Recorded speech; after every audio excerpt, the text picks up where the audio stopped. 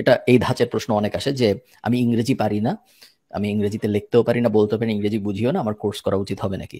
So এরকম ক্ষেত্রে আমাদের উত্তর 100% টাইম হইলো না, উচিত হবে না। বিকজ আপনি যদি ইংরেজি না বুঝেন, আপনার শিখে আসলে তেমন কোনো লাভ নেই, বিকজ আপনি কাজ পাবেন না, আপনি ক্লায়েন্টের সাথে কথা বলতে পারবেন না, ক্লায়েন্টের সাথে চ্যাট করতে পারবেন না।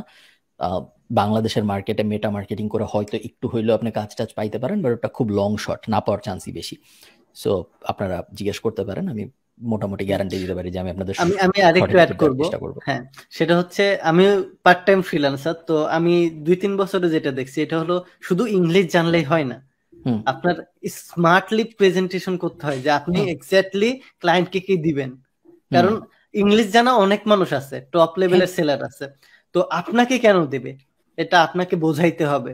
তো এটার জন্য আপনাকে স্মার্টলি সবকিছু হ্যান্ডেল করতে হবে। যেমন আমরা বাংলা ভাষায় সবাই কথা বলি, বাট আইমান ভাইয়াকে অনেক মানুষ কেন ভালোবাসে ওনার কথার জন্য, কারণ উনি অনেক স্মার্টলি কথা বলতে পারে, যেটা আমি পারি না।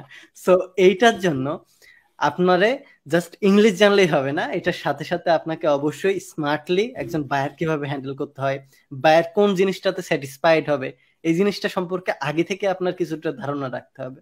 দেন আই গেস আপনি প্রজেক্টটা হাতে পাইলে ঠিকঠাক ভাবে করে দিলে ইনশাল্লাহ আপনি কাজগুলো ভালোভাবে করতে পারবেন। সত্য কথা, একটা ফ্রিল্যান্সারের সেলস স্কিল থাকাটা জরুরি, বোঝা জরুরি যে কিভাবে আমি ওনাকে কনভিন্স করবো। বিকজ বায়ার আপনার সাথে যখন কথা বলতেছে, একই সাথে সে আরো 10 জনের সাথে কথা বলতেছে, কাজ সে একজনকেই দিবে, এবং সে কাকে কাজ দিবে এটার ক্রাইটেরিয়া শুধুমাত্র এটা না যে কে সবচেয়ে ভালো ইংলিশ পারে তারে আমি কাজ দিব। অনেক কিছু ক্রাইটেরিয়া সে মিলানোর চেষ্টা করে, এবং সে নিজে জানেও না যে সে এগুলো ভাবতেছে, কারণ সাবকনশিয়াস মাইন্ডে হচ্ছে। তো সে স্মার্ট নাকি, সে আসলে কাজ আমার যে কাজ সে সেটা করে দিতে পারবে, এই কনফিডেন্স সে আমাকে দিতে পারতেছে নাকি, অনেকগুলো ফ্যাক্টরের উপর ডিপেন্ড করে আপনি আসলে কাজ পাবেন নাকি পাবেন না।